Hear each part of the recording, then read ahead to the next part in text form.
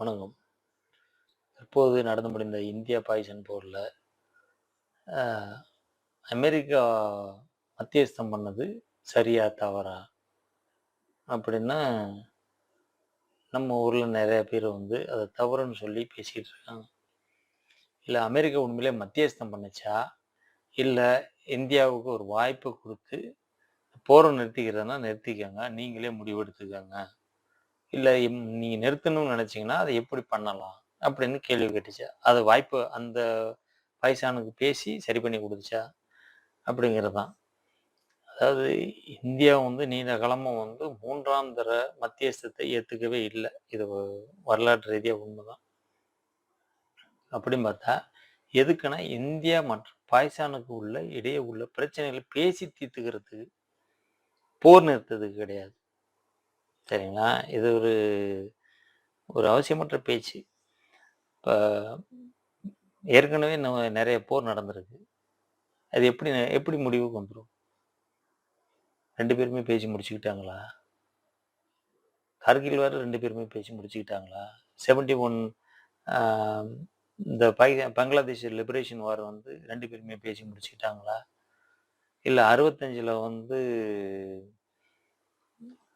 அய்யூப் கான் தேவையில்லாமல் ஒரு போரை இந்தியா மேலே திணிச்சாரு.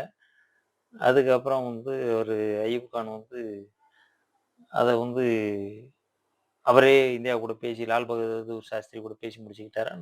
இல்லை, போர் நின்றுச்சு. மூன்றாந்தர தலையிட வச்சு போர் நிறுத்துறாங்க. பட் அந்த ஒப்பந்தம் 2 பேரும் தான் பண்ணிக்கிறாங்க. அதானே இது அர்த்தம். 65ல் லால் பகதூர் சாஸ்திரி டாஷ்கண்ட் போனார்ல. டாஷ்கண்ட் எங்க இருக்கு? அன்றைய சோவியத் ரஷ்யாவின் கீழ் வந்த உஸ்பெகிஸ்தான்ல இருக்கு. அந்த போரை ஆரம்பிச்சு பாகிஸ்தான் இந்தியா மேல போரை திணிச்ச அதே அய்யூப் கான் தான் அங்க பேச்சுவார்த்தைக்கு வந்தார். அப்போதைக்கு அவர் தான் பிரசிடண்ட். அப்போ அங்க ரஷ்யா இப்படி பஞ்சாயத்து பண்ணுச்சா, நீ இதை பண்ணு பஞ்சாயத்து பண்ணுச்சா? இல்லை, 2 பேரும் பேசுறதுக்கு ஒரு வாய்ப்பை ஏற்படுத்தி கொடுத்தாங்க.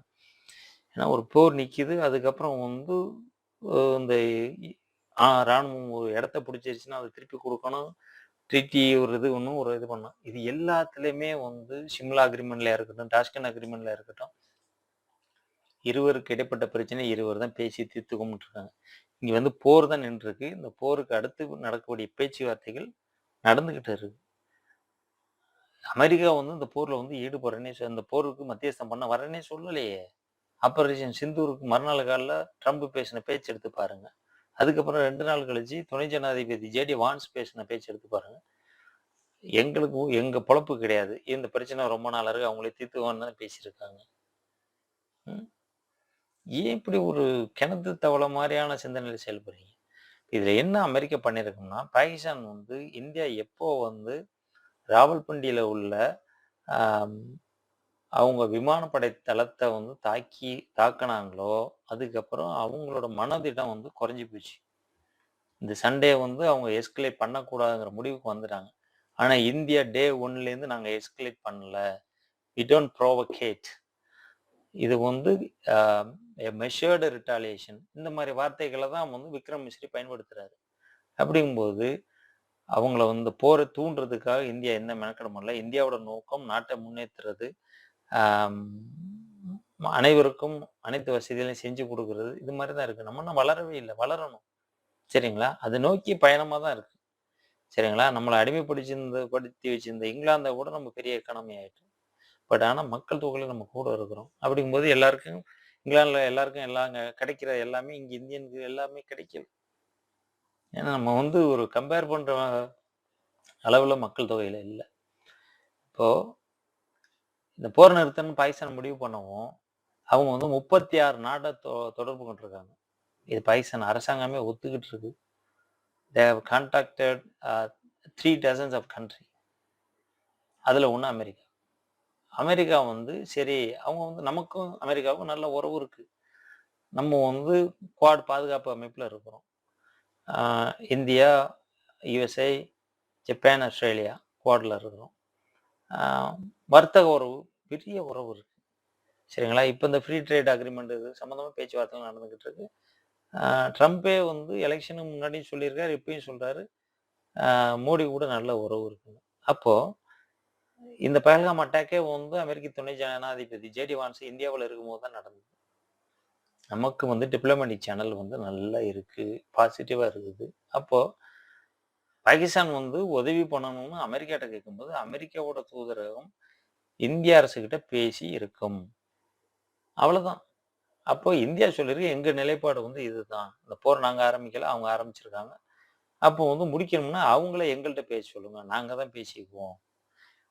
நீங்க வந்து இதுக்கான வாய்ப்பை ஏற்படுத்தி குடுக்குறீங்க எங்களுக்கு புரியுது.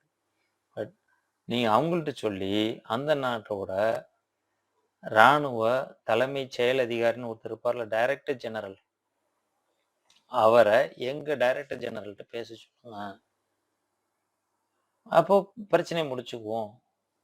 அப்படின்னு அவங்க பேசியிருக்காங்க. வேற ஒண்ணும் இல்ல. அப்போ பாகிஸ்தானோட அந்த ராணுவத்துக்கு உயர்ந்த அதிகாரின்னு ஒருத்தர் இருப்பார்ல, ஜெனரல் டைரக்டர் ஜெனரல் சொல்றேன். ஸோ ஆசிம் முனீர் பேசல.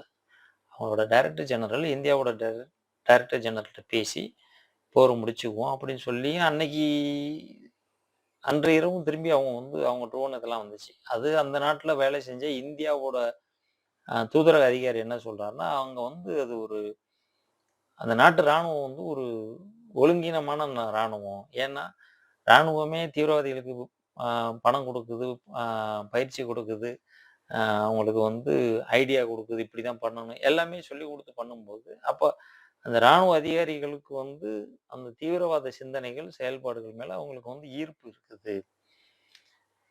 பாகிஸ்தான் அரசாங்கம் முடிவெடுத்த பிறகும், பாகிஸ்தானோட ஆர்மி சீஃப் முடிவெடுத்த பிறகும், பார்டர்ல ஃப்ரண்ட் லைன்ல நிக்கிற அந்த உயர் அதிகாரிகள், அவங்க அந்த அந்த காலித்தனமான புத்திய காட்டுவாங்க. அதனால தான் வந்து ம சீஸ்ஃபயர்ன்னு 2 நாட்டுக்கு பேசி முடிவெடுத்த பிறகும் திரும்பி வந்து அன்னைக்கு நைட்டு சண்டை நடந்தது. இது அங்க வழமையா நடக்கிற ஒண்ணு தானா, அதுக்கப்புறம் அந்த அதிகாரிய பிடிச்சு கோர்ட் மார்ஷல் பண்ணுவாங்களாம். அப்புறம் அவரு ஒண்ணும் பெருசா தண்டனைலாம் இருக்காதாம். இது அவங்க அந்த நாட்டுக்கு ஒரு ரொட்டீன்னு வச்சுக்கோங்களேன். அப்படிங்கும்போது, அப்போ அமெரிக்கா வந்து இதுல வந்து ஒரு வாய்ப்பை ஏற்படுத்தி குடுத்துச்சு. இந்தியா வந்து போர் செய்ய விரும்பல. இந்திய மக்களை வந்து போர்ல ஈடுபடுத்தி கொல்றதுக்கு விரும்பல. அதுக்காக செலவு பண்ண விரும்பல. பாகிஸ்தான் மக்கள கொல்றதும் இந்தியாவோட நோக்கமும் கிடையாது. அப்படிங்கும்போது, அடி வாங்குனவனே வந்து வந்து "நீ அடிக்காத குடு, நிறுத்திக்குவோம்" அப்படின்னு சொல்லும்போது, அப்ப அது ஏத்துக்கிறது தானே ஒரு மனித தன்மையா இருக்க முடியும். இது எதற்கு எதிர்க்கட்சிகள் இத குறை சொல்லிக்கிட்டு, ஆளுங்கட்சியை சேர்ந்த சிலர் வந்து விக்ரம் மிஸ்ரியோட செயல்பாட குறை சொல்லிக்கிட்டு, கேவலமா இல்லையா? கேவலமா இல்லையா? நம்ம எந்த காலத்துல இருக்கிறோம்? போர வந்து நம்ம முன்னிலைப்படுத்திக்கிட்டு இருக்க முடியுமா? ம். பொழைக்கிறதுக்கு வழி நெறைய இருக்கு. அத பார்க்கிறத விட்டுப்புட்டு, வேலைய பார்க்கிறத விட்டுப்புட்டு போரே முன்னெடுக்க முடியும்.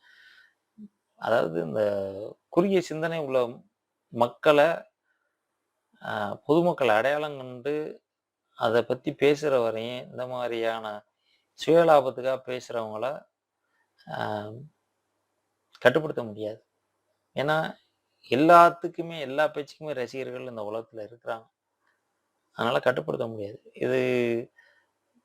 இந்த கருத்து வந்து பெருவாரியான மக்கள்ட்ட வந்து நிறுவுற வரைக்கும், இந்த குறுகிய மனப்பான்மை கொண்ட சிந்தனைகள் இருந்துகிட்டே தான் இருக்கும். மக்கள் தான் சிந்திக்கணும். நன்றி.